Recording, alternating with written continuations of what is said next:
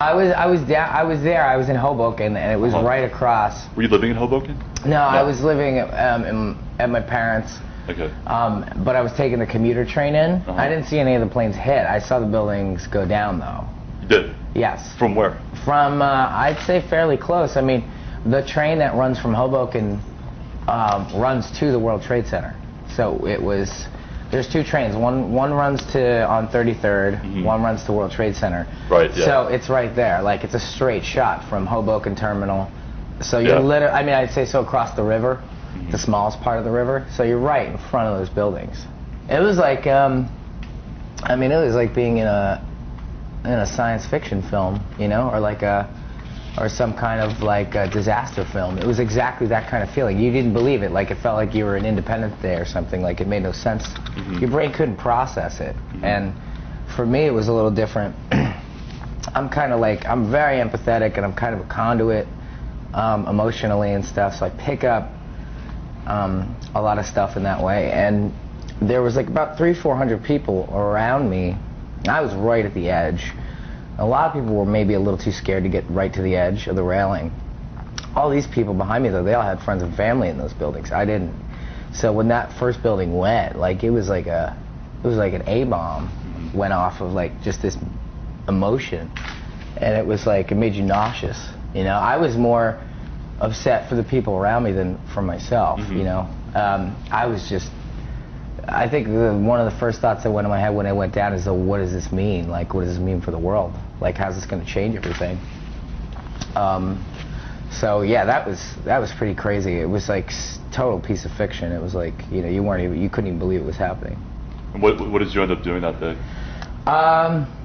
They were sending people back home on the trains for free. They were basically just shuttling people out, and I ended up walking home that day. And I got off the train and walked home, and my mom was really excited to see that I was still alive and that I was able to also get home so quickly. But the train ride back was very interesting because you were surrounded by people that were like businessmen and, you know, people just a different age and a different class than me. They were all like kind of like entrepreneurs or something, and they were all just talking about, I heard people like calling people just, you know, talking about having families now and getting married and just like all these things, and then talking about the opposite of that. You'd see differing opinions. Like, guy next to you would be saying how he didn't want to raise a kid in a world like this, and another guy would be saying how he wants to get married and start a family now and stop running around. So that was pretty interesting. I mean, I'm a total people watcher, so I was observing a lot that day. And how did that lead to the creation of the band? One of the other things I thought about when that first building went down was a big thing that went through my head was, you know, everything's kind of pointless that you're doing right now. I was involved in commercial art in New York, trying to pitch a show to Cartoon Network that was extremely frustrating because I was dealing with a company that had optioned the cartoon show that didn't quite get it, and I think they were more interested in turning it into toys or pillowcases and shit like that, and it was really disheartening. And that was my first ever taste of creating something and seeing it take off a little bit, and it didn't feel good. And at that moment I was like, oh, this doesn't mean anything. This is all garbage. Like, this is all bullshit. And I need to do something that actually means something, or my life's gonna mean nothing. Just like this cartoon means nothing. Like, it's all going to mean nothing if I don't do something. And it doesn't mean like go out there and save the world, because you can't, obviously. But it means, you know, go out there and make some kind of difference, or say something that has some kind of value to it. Connect with another human being, you know.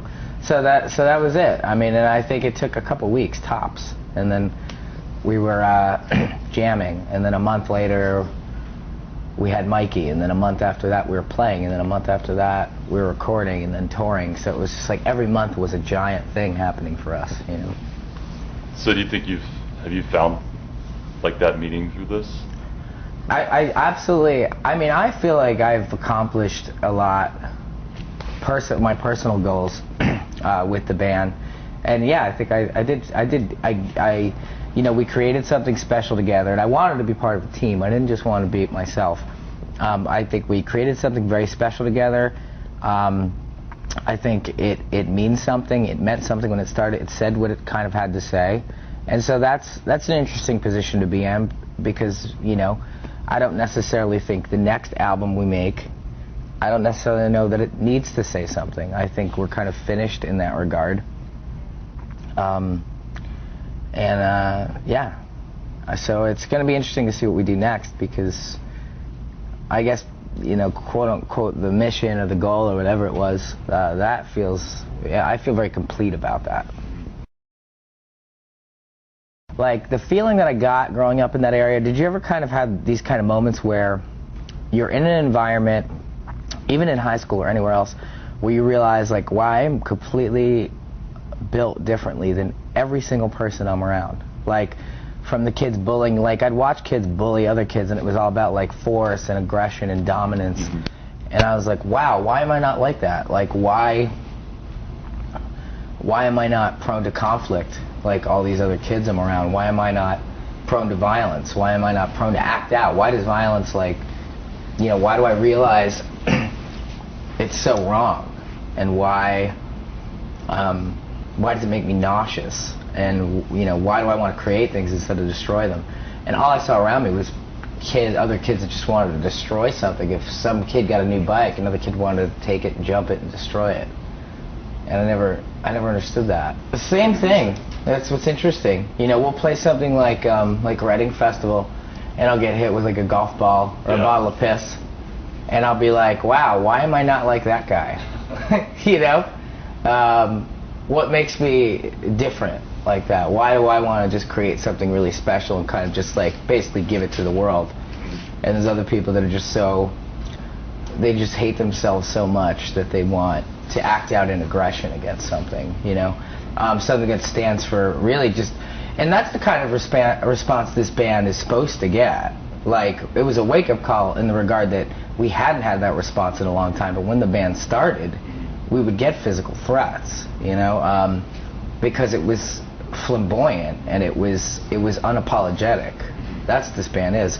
So I guess it had been a long time, and a lot of award shows later, and a lot of magazine interviews later, where it was like, wow, I forgot what that felt like to be the outcast, to represent every kid in the crowd that didn't really fit in at all, you know. So what did that feel like then, getting hit with, like, getting bottled? What did that feel like?